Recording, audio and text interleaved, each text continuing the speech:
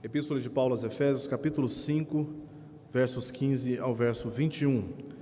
Nós lemos assim: Portanto, vede prudentemente como andais, não como nécios, e sim como sábios, remindo o tempo, porque os dias são maus.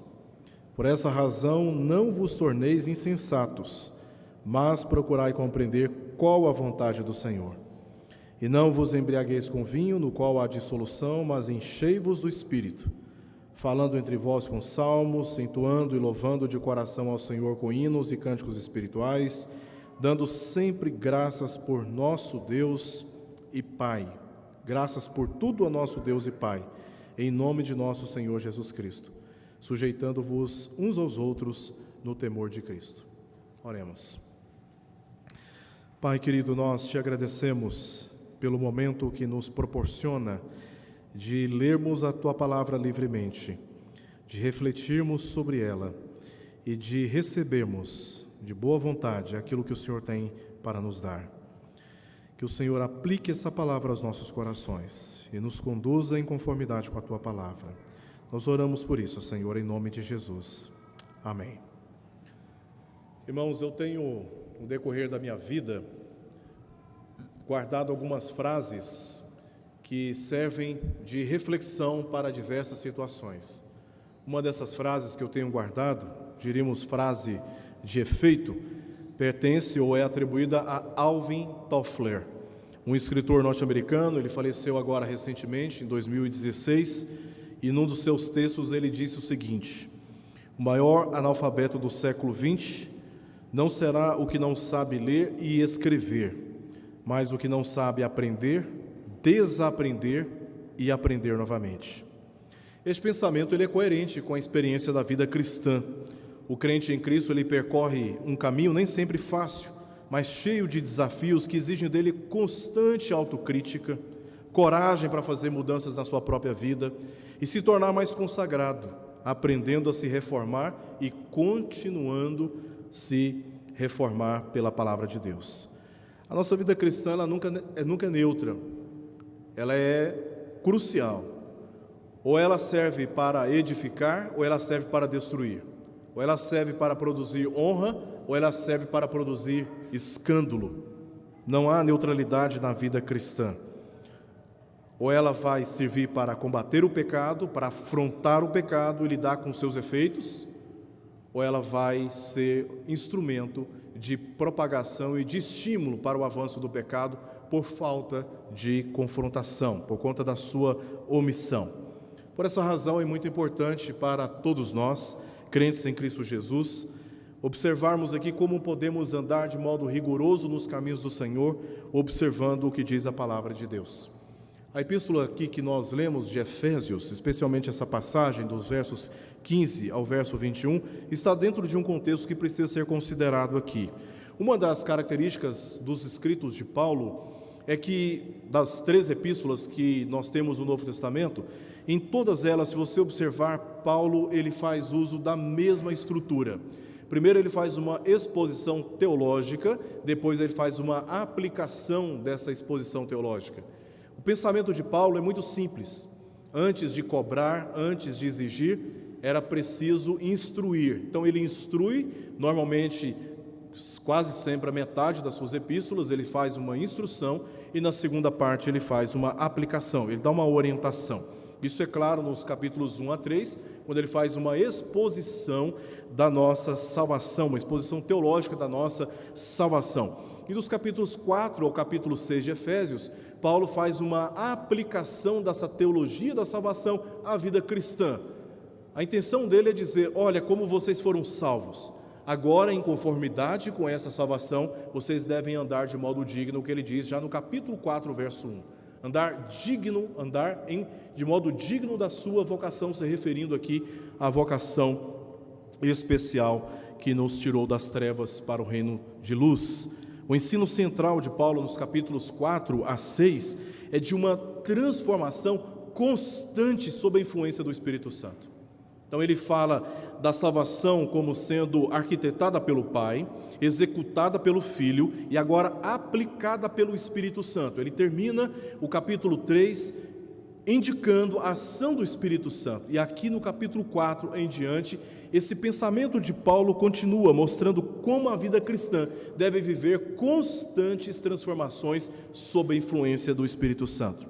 Então ele fez admoestações gerais do capítulo 4 até o capítulo 5, verso 21, e se você observar no seu texto, na Bíblia, a partir do verso 22, mesmo abordando esses grupos específicos, mulher, marido, pais, filhos, senhores, escravos, a ideia de transformação sob a influência do Espírito Santo continua. A ideia de Paulo é que essas relações precisam ser afetadas pela atuação serene, eficaz e poderosa do Espírito Santo. O ponto de apoio do seu pensamento se encontra no capítulo 4, versos 23 e verso 24, que nós lemos o seguinte: vos renoveis no espírito do vosso entendimento, e vos revistais do novo homem, criado segundo Deus, em justiça e retidão, procedentes da verdade.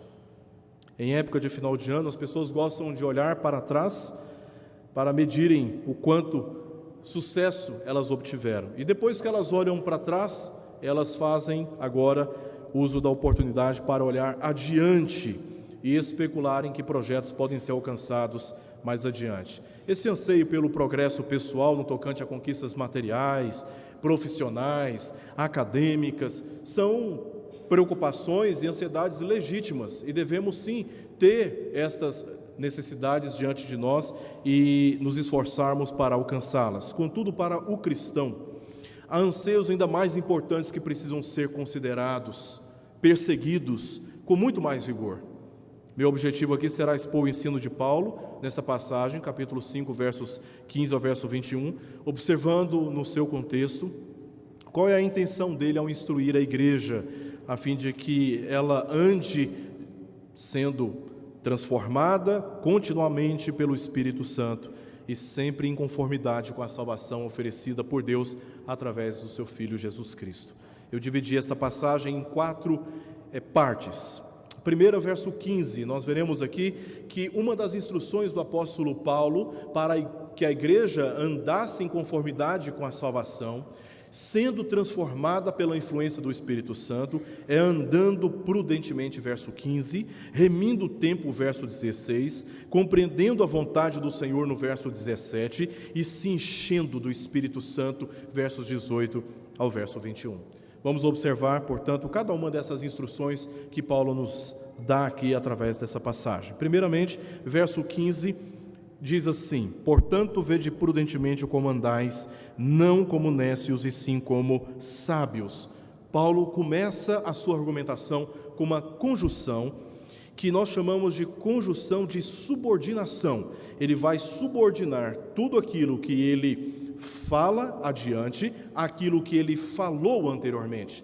Portanto, é necessário observarmos aqui o que Paulo disse antes. Verso 11 ao verso 14, Paulo diz assim: e não sejais cúmplices nas obras infrutíferas das trevas, antes, porém, reprovai-as, porque o que eles fazem em oculto só referir é vergonha, mas todas as coisas, quando reprovadas pela luz, se tornam manifestas, porque tudo que se manifesta é luz, pelo que diz: desperta, ó tu que dormes, levanta-te de entre os mortos, e Cristo te iluminará. Verso 15, portanto, ou por causa disso, observando isto, ainda nós vemos que Paulo, no contexto, já tinha advertido a igreja com respeito a estas coisas. Lá no capítulo 4, verso 25, ele disse que os crentes deveriam sempre falarem a verdade uns para os outros. E no verso 6 do capítulo 5, ele diz que eles não deveriam se permitir serem enganados com palavras vãs. É com esse pensamento que Paulo abre uma nova seção, onde encontramos a primeira exortação. É observando isto: portanto, não sejam como eles, infrutíferos nas obras das trevas, falando mentiras uns para os outros. Não se permitam ser enganados com palavras vãs. Contra esse tipo de comportamento, vem então a primeira exortação dele: vede prudentemente como andais, não como nécios, e sim como sábios. O advérbio aqui prudente, que acompanha o verbo andar, se aplica a uma exatidão, precisão. E um dos verbos que nos chama a atenção aqui na argumentação do apóstolo Paulo, vede prudentemente como andais, a palavra aqui, o verbo andar, é uma tradução de uma palavra grega chamada peripatel. Peri, que é uma preposição grega que significa em torno de, e patel, que significa pisar. Peripatel significa algo como andando em torno de. Andando em torno de. A ideia que Paulo nos passa com essa palavra, com esse verbo peripatel, é como alguém que está andando na encosta de uma montanha íngreme. Ele anda com muito cuidado, observando onde coloca o seu pé para não cair. Como alguém que está andando sobre uma corda, deve andar prudentemente. Uma outra tradução seria andando cuidadosamente, observando onde você está colocando seu pé, observando com quem você fala, observando aquilo que você está fazendo, qual a repercussão daquilo que você está fazendo, quais serão os efeitos das suas decisões. Andando prudentemente ou cuidadosamente nesse sentido. E essa palavra, esse verbo andar, faz parte do pensamento de Paulo, toda a epístola. No capítulo 2, verso 2, nós vemos Paulo advertindo, dizendo que andávamos segundo a vontade do diabo. No capítulo 2, verso 10, andar segundo a vontade de Deus, não segundo a vontade do diabo, mas andar segundo a vontade de Deus pelas boas obras. Capítulo 4, verso 1, ele diz que os crentes deveriam andar de modo digno da sua salvação. No capítulo 4, verso 17, ele diz para não andarem na vaidade dos seus próprios pensamentos. No capítulo 5, verso 2, ele adverte, ele instrui, ele orienta, ele estimula a igreja a andar em amor. E no capítulo 5, verso 8, ele vai dizer, dentro do nosso contexto, que os crentes deveriam andar como filhos da luz. E a última ocorrência desse verbo andar se encontra aqui no nosso texto, não andar como os nécios. A ideia de caminhada, de jornada, está ocupando enfaticamente o pensamento do apóstolo Paulo em tudo aquilo que ele está ensinando.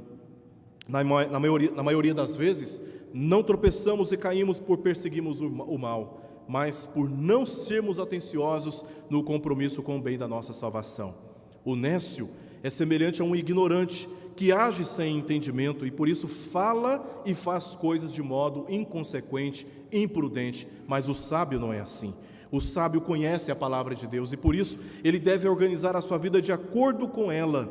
Somente o sábio anda prudentemente, por isso antecipa ciladas e prospera no seu caminho. Primeira exortação de Paulo, instrução de Paulo aqui, é para que nós andemos de modo prudente, não como aqueles que não têm entendimento, mas como sábios, porque o sábio é aquele que conhece a palavra de Deus e faz a devida aplicação dela na sua vida, nas suas decisões, nas suas palavras, nas suas reações. Esse é o sábio e por isso ele é capaz de antecipar muitas dificuldades e prosperar no seu caminho. A segunda instrução dele se encontra no verso 16.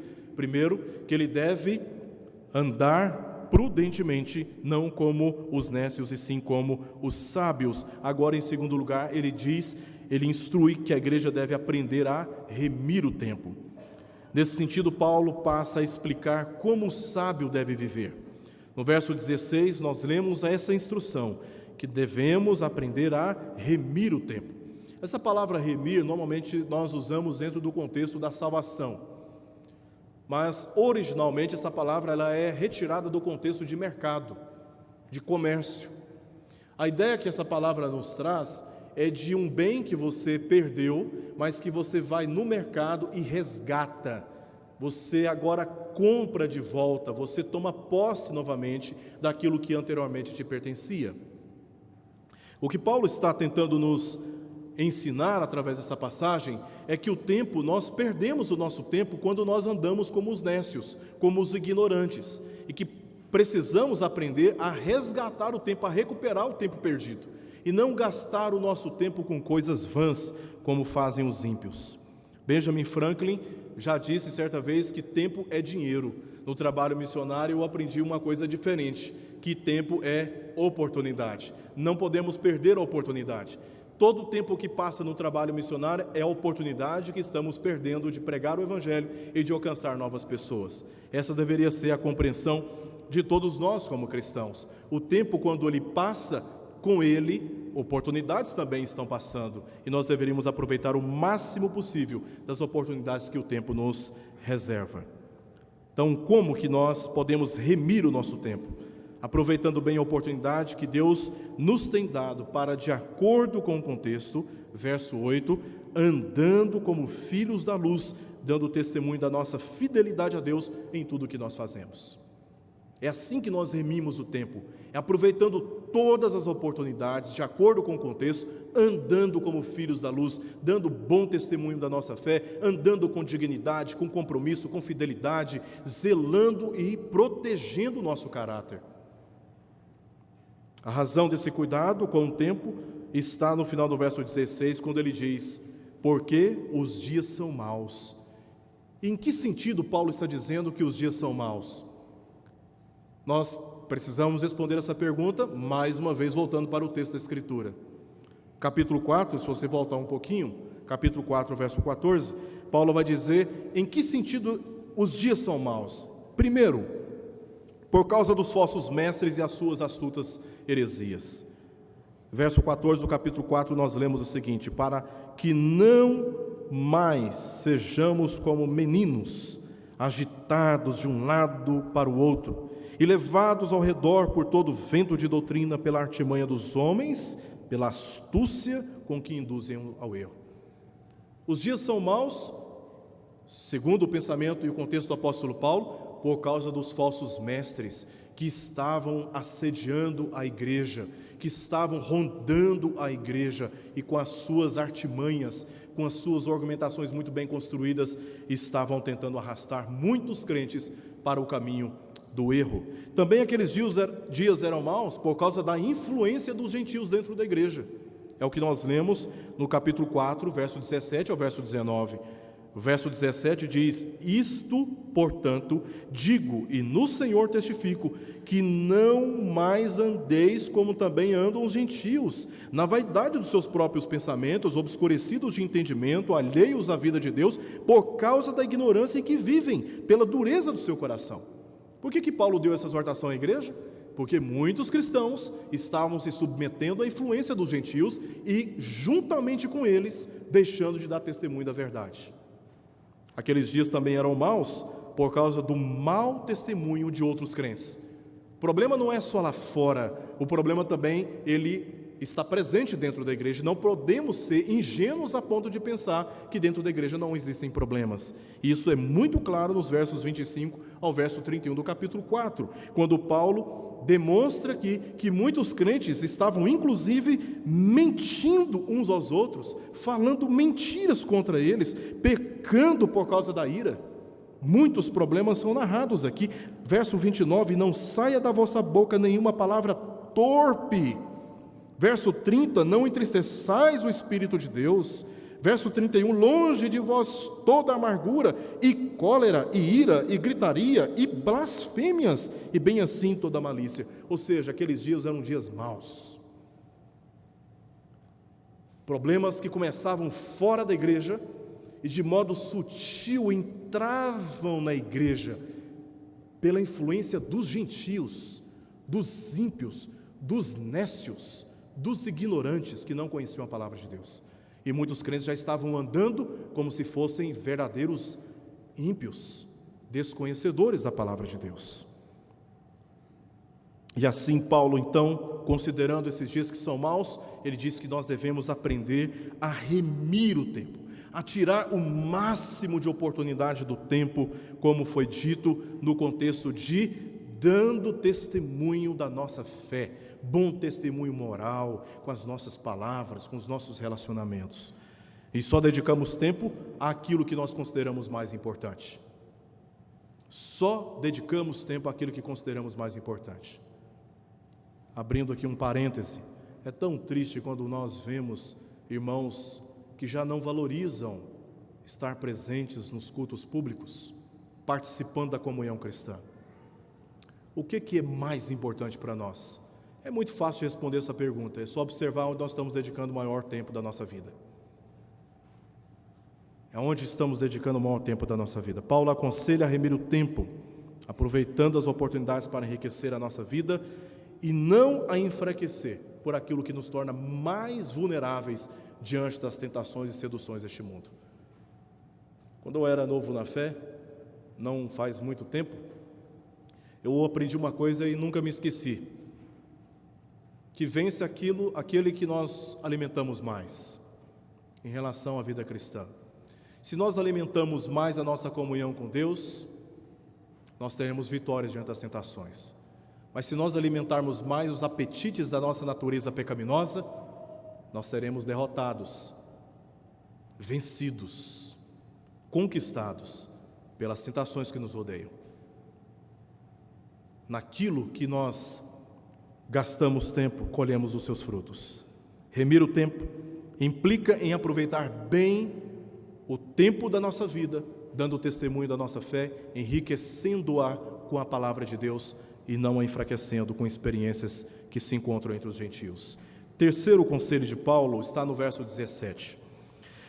Ele diz assim: por esta razão, não vos torneis insensatos, mas procurai compreender qual a vontade do Senhor. A orientação de Paulo aqui se baseia neste assunto. A necessidade de, primeiro, andar prudentemente. Segundo, remir o tempo. Terceiro, compreender qual a vontade do Senhor. A advertência para que não andassem como os nécios, no verso 15, se repete aqui no verso 17. Não vos torneis insensatos, ou seja, sem entendimento. Mais uma vez, Paulo retoma a sua advertência para que os crentes não andassem como se fossem ignorantes da vontade de Deus, como se fossem ignorantes da palavra do Senhor. A ciência humana é importantíssima e responsável pelo avanço da tecnologia e do próprio desenvolvimento humano, inclusive social. Mas sem o entendimento da vontade de Deus, é semelhante a um caminhão desgovernado. Embora forte, o seu destino continua sendo desastroso. Compreender a vontade do Senhor é um dilema para muitos cristãos. É verdade, muitos não sabem qual é a vontade do Senhor. Então, como atender esta exortação, sendo que é tão difícil compreender qual é a vontade do Senhor? Nós precisamos voltar os nossos olhos aqui para o contexto novamente, porque a resposta está na teologia do apóstolo Paulo. Nos capítulos 1 e 2 encontramos as seguintes observações. Primeiro, Deus nos predestinou para Ele segundo a sua vontade, em Efésios capítulo 1, verso 5. Segundo, essa vontade foi revelada através de Cristo, capítulo 1, verso 9. Nos decretos eternos de Deus, Ele nos predestinou para Ele. Verso 9, como isso se deu através do tempo? Pela manifestação de Cristo Jesus. Terceiro, esta revelação da nossa salvação, através de Cristo, se aplica a uma vida consagrada a Ele, não andando como os ímpios. É o que nós lemos no capítulo 2, verso 3. No capítulo 2, verso 3, Paulo é contundente. Ele diz que nós não devemos andar como outrora, verso 2, e no verso 3 ele diz: entre os quais também todos nós andamos outrora, fazendo, segundo as inclinações da carne, fazendo a vontade da carne e dos pensamentos, e éramos por natureza filhos da ira, como também os demais. Então, ele primeiro expõe a teologia dos decretos eternos de Deus no tocante à nossa salvação. Que Cristo, ele veio e executou essa obra. E no verso 3 do capítulo 2, Paulo diz: agora, em conformidade com isso, vocês precisam caminhar, viver. E ele conclui com essas palavras no capítulo 6, verso 6, dizendo: não servindo à vista como para agradar a homens, mas como servos de Cristo, fazendo de coração a vontade de Deus. Qual é a vontade de Deus? Que nós deixemos de andar como andávamos outrora, quando não o conhecíamos, para andarmos agora em conformidade com a salvação que Ele nos entregou, através do Seu Filho. Essa é a vontade de Deus. que deixemos de servir à vontade do diabo e das inclinações da nossa carne para servirmos exclusivamente a Deus em meio a todas as nossas atividades profissionais, acadêmicas ou quaisquer outras relações que possamos ter neste mundo. A nossa vida deve ser uma vida consagrada, dedicada a Ele.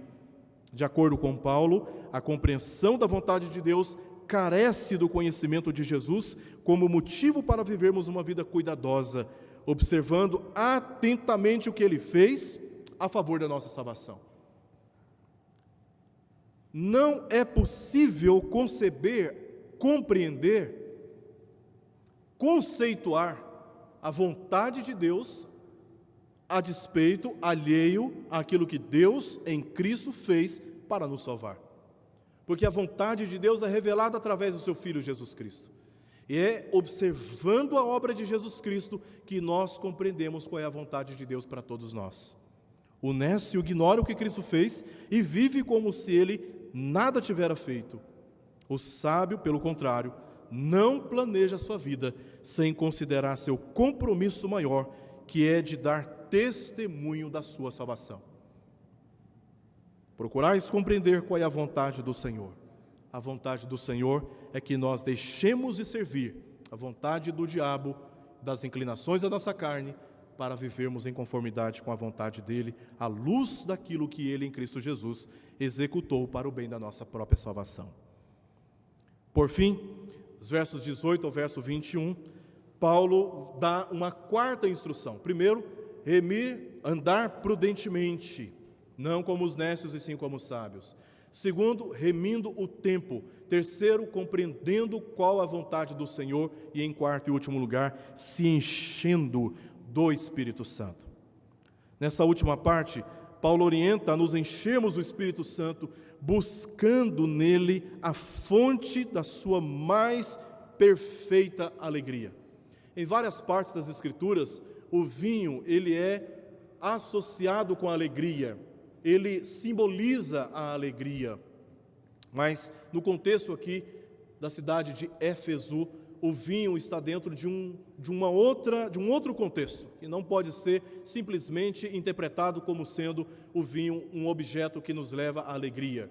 Porque na cidade de Éfeso, eles tinham o hábito de se embebedarem, perderem o controle das suas faculdades, se entregando ao domínio do álcool.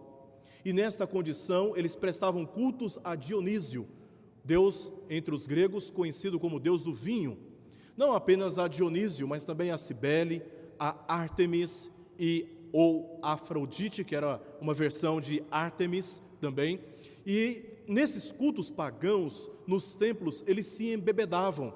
E bêbados, eles se entregavam à idolatria e eles também se entregavam à imoralidade sexual, praticando orgias nos templos pagãos.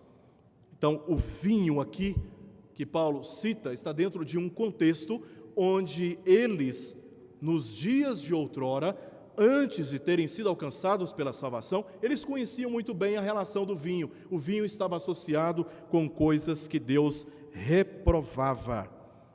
Ao falar sobre a necessidade dos crentes se encherem do Espírito Santo, Paulo não está fazendo aqui uma comparação com os alcoólatras e também os idólatras. Quando ele diz mas, esse mas muda tudo. Ele não está usando do contexto dos alcoólatras e idólatras para dizer, semelhante a eles, enchei-vos do Espírito. Não, Paulo está reprovando aquele outro lado e mostrando que o crente, a experiência de alegria dele é muito mais significativa, é muito mais sólida, é muito mais segura e é muito mais permanente. Porque o crente tem como a fonte da sua alegria a experiência com o Espírito de Deus. Essa experiência com o Espírito de Deus é uma experiência que traz uma alegria permanente e ela é também edificante. Não é momentânea como o vinho experimentado nos templos pagãos. E ela também não é danosa como o vinho causava, os danos que o vinho causava na experiência dos idólatras. Na vida cristã, ao enchermos do Espírito Santo, a alegria que nós experimentamos é edificante. é exultante. Isso fica muito claro quando nós lemos os versos 19 e verso 21, onde indica como é possível nos enchermos do Espírito Santo. E Paulo usa aqui 4 verbos que se encontram no gerúndio, mostrando uma ação contínua de transformação sob a influência do Espírito Santo. Como que nós nos enchemos do Espírito Santo? Paulo vai nos responder observando esses últimos versos. Primeiramente, verso 19, parte A. Como que nós nos enchemos do Espírito Santo? Primeiro, falando entre vós com salmos, ou seja, com conversas edificantes e que testemunham a verdade e a dignidade de Deus. Ele diz, falando entre vós.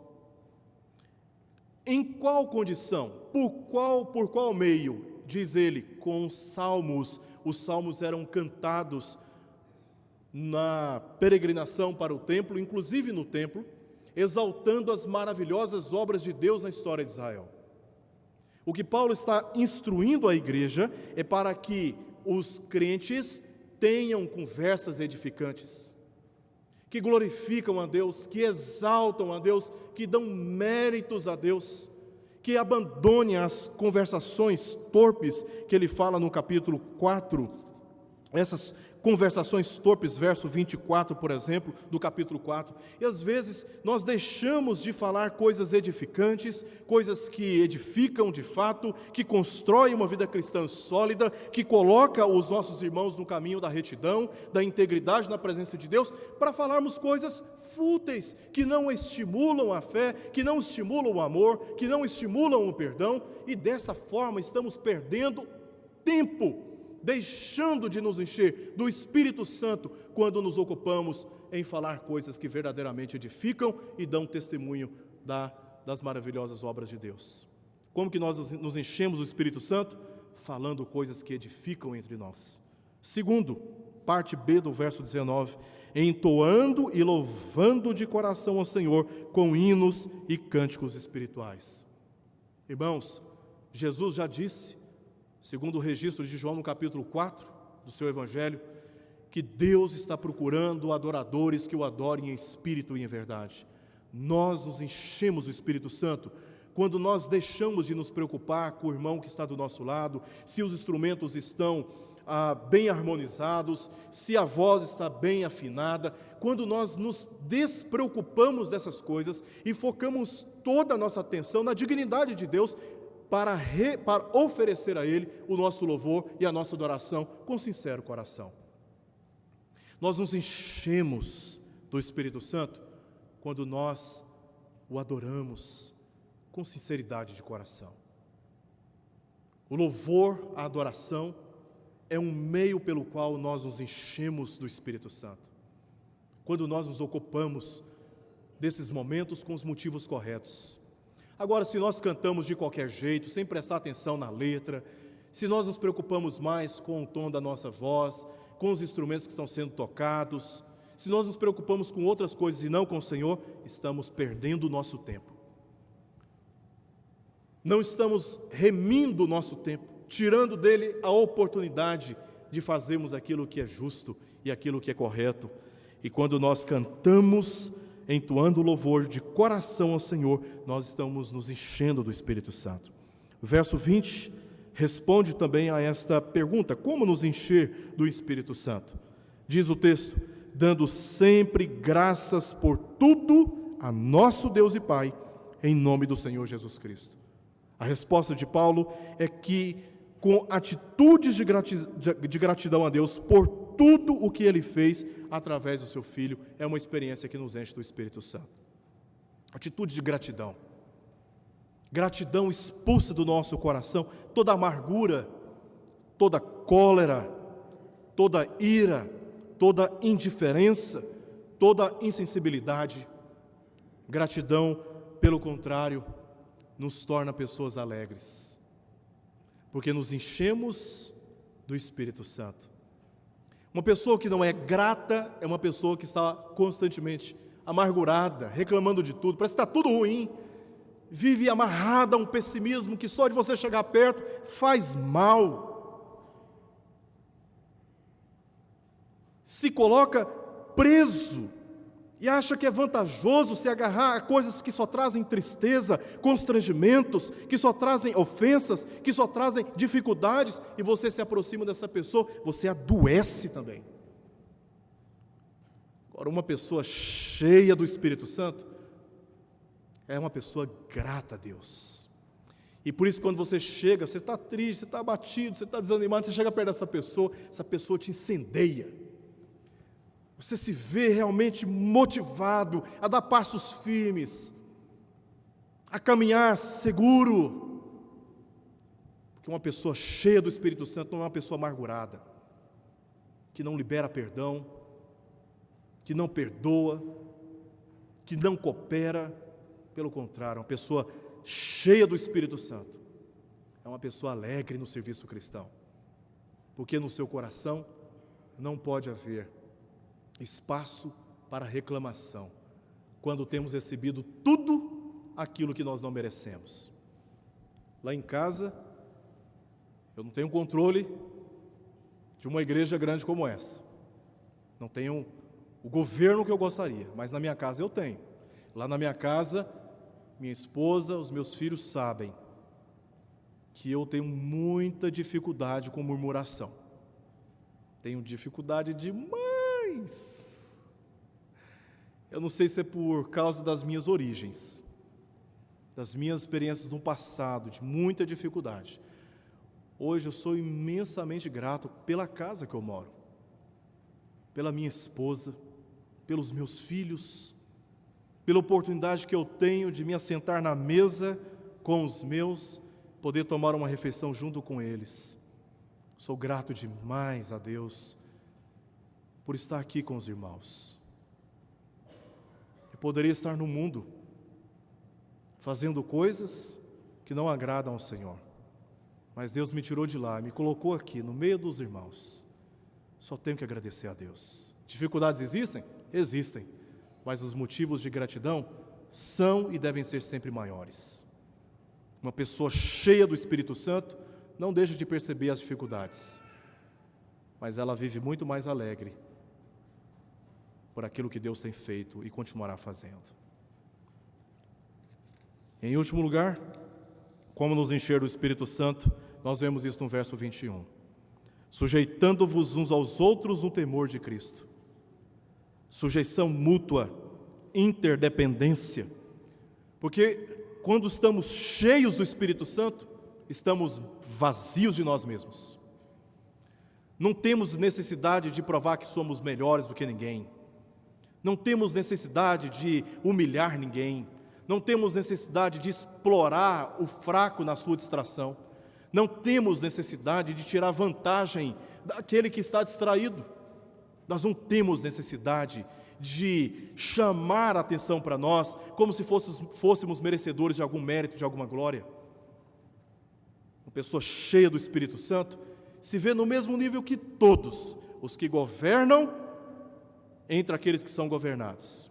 Ele se vê no mesmo nível que todos, porque não se trata de hierarquia, se trata de funções distintas. Aqueles que governam, eles se veem como servos dos demais, não maiores do que os demais, não mais importantes do que os demais, não mais próximos de Deus do que os demais. Pelo contrário, pessoas cheias do Espírito Santo são pessoas humildes e que não estão preocupadas com status, se vão aparecer, não vão aparecer, se serão reconhecidas ou não serão reconhecidas. Isto é palha, isso é feno para aquele que é cheio do Espírito Santo. Uma pessoa cheia do Espírito Santo se alegra em servir a Deus, mesmo quando ninguém reconhece. Porque, como nós lemos em Efésios capítulo 6, verso 6, não é a vista dos homens, é a vista de Deus que o motiva a servir. E aqui Paulo diz que uma pessoa cheia do Espírito Santo, ela se enche do Espírito Santo quando ela serve, ela se sujeita uns aos outros. E se um se sujeita ao outro, quem é maior? Cristo. Nenhum, nem o outro, mas Cristo. E ele continua dando essa instrução, como essa busca, como sendo esta uma busca de enchimento do Espírito Santo, aplicando essa instrução aos demais relacionamentos. Entre mulher e marido, do capítulo 5, versos 22 a verso 33, entre filhos e pais, capítulo 6, verso 1 ao verso 4, entre servos e senhores, do capítulo 6, verso 5 ao verso 9. Paulo aqui aplica esta instrução de como se encher do Espírito Santo, com base nesta instrução, sujeitando-vos uns aos outros no temor de Cristo. E ele aplica isso nessas relações familiares e também profissionais. Notemos que o enchimento do Espírito Santo é uma ordem. Paulo diz: enchei-vos. Como que nós devemos nos encher do Espírito Santo? Devemos nos encher do Espírito Santo com conversações edificantes, com louvores sinceros, com espírito de gratidão e nos sujeitando uns aos outros. E vemos nisso que a experiência de nos encher do Espírito Santo é tão sobrenatural que muda o modo como nós vivemos, muda as nossas relações, é muito mais significativa, é muito mais produtiva, é muito mais sólida do que aquela velha experiência de ser cheio do Espírito Santo, é ficar com tremedeira, cair no chão, dar gargalhadas sem sentido, falar coisas que ninguém entende. Ser cheio do Espírito Santo é algo muito mais profundo, muito mais sólido do que a gente pode imaginar, observando aquilo que o próprio apóstolo Paulo diz aqui na palavra de Deus.